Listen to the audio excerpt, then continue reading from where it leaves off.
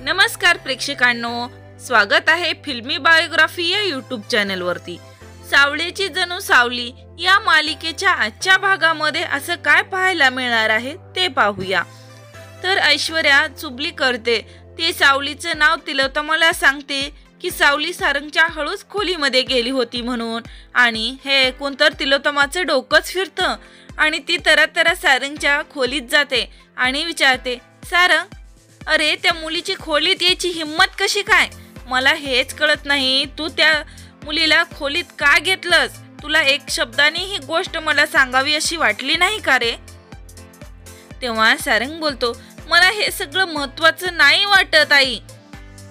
आणि आईला म्हणतो, प्लीज आई, त्या मुलीला काही एक बोलू नको, त्यामध्ये तिची काहीच चूक नाही, एक विशिष्ट कारण होतं म्हणून ती माझ्या खोलीत आली होती।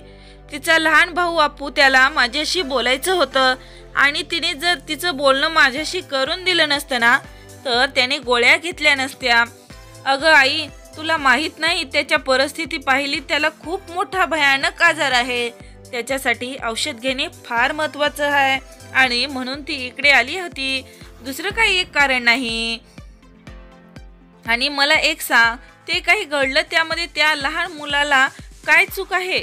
मान्य आहे मला प्रेम मिळालं नाही, पण मी जर दोन शब्द प्रेमाचे बोललो आणि त्यातून जर त्याचा आनंद मिळणार असेल तर काय वाईट आहे?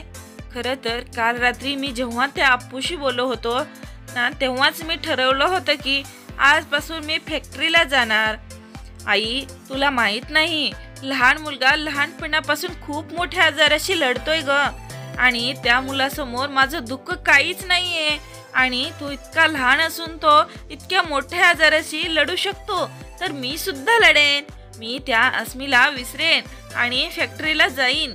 आणि हे सगळं ऐकल्यावर तिलोत्तमा खूप खुश होते, ती मनातल्या मनात बोलते, चला मी गोष्ट जी मला जमली नाही ना ते अप्पूनेच करून दाखवली।